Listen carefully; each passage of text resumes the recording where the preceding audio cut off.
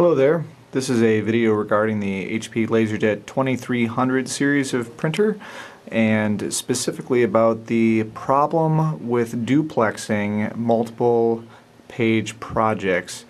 Specifically, this is a rather interesting issue because it involves the magnetic solenoids that are inside the printer and a issue with the adhesive that holds the noise-reducing bumpers in place here.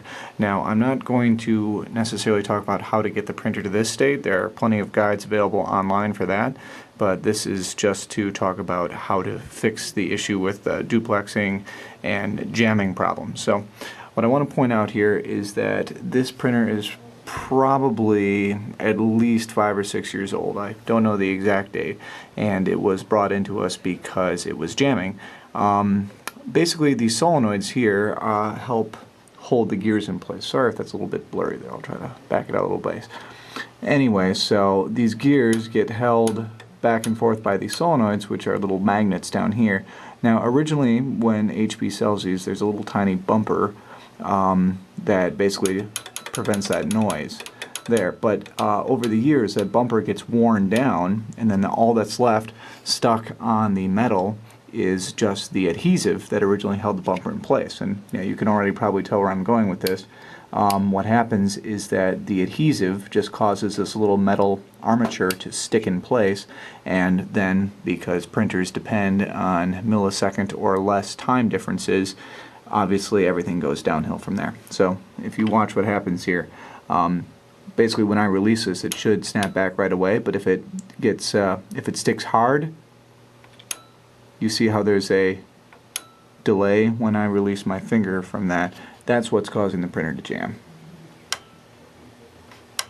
The one that causes the duplex problems in particular, I think, is this one, which has the exact same problem as the other ones. So, we have to remove those solenoids. Once you have the solenoid removed, just one screw down there should do it. What you can do is remove the spring from the solenoid that holds the armature in place. And yeah, just to try to turn this into the light here, you can already see that there's all kinds of black gunk caked on the top and bottom there. That's the remainder of the bumper. So here's a bumper right there.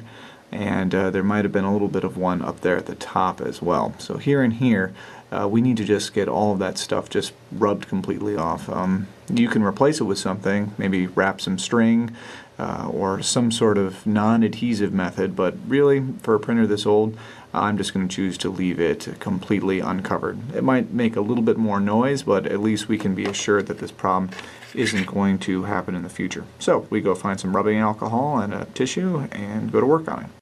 So as you can see here, we've removed all of the adhesive from the armature of the solenoid, and we've also taken it off the body of the solenoid. We can see how clean that is right there. No more of that black adhesive. Now, while I was doing this, I looked online, and it seems that, contrary to what I said previously, what we do want to do is actually take some kind of piece of plastic or some sort of magnetic resisting stuff and just stick it back on the place where the adhesive used to be. The reason for that is that a lot of times people just clean that off like I was planning on doing, and they don't replace it, and then there's a problem with residual magnetism from the solenoid. So it fires, it causes the metal to still be slightly magnetic, and then you have the same jamming and timing issues because, once again, all it takes is a microsecond of delay and then the printer will jam. So what I'm going to do is I'm just going to stick a little piece of tape back onto there, and I probably can't do that while I'm holding the camera, so I'll just demonstrate again when it's back. Now, as you can see, that's what it looks like with my little gray piece of electrical tape stuck on there. Now you can go ahead and put the spring and the screw back into the solenoid and hook it back in. Just be very careful when putting the spring back on there, because I would suggest doing it from this angle here, otherwise that spring is going to try to act like a rubber band and shoot off into far corners of your office, which has already happened to me twice now, so just be careful when hooking that back on.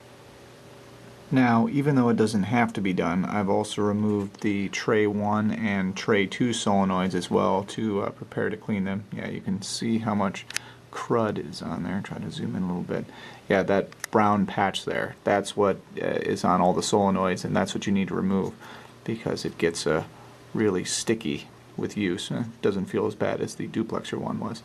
But yep, that is the main cause of the sticking issue. So we'll get those cleaned off and hopefully things will work.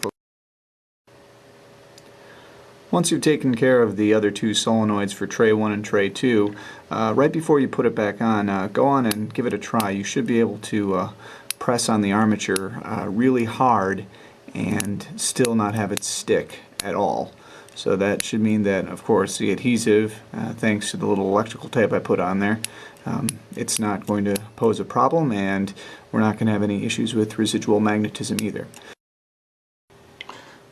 By the way, if anybody knows where this part goes to, I think it fell off of the network card box at some point, so I don't think it's anything important, but if you know where it goes, please let me know. Thanks.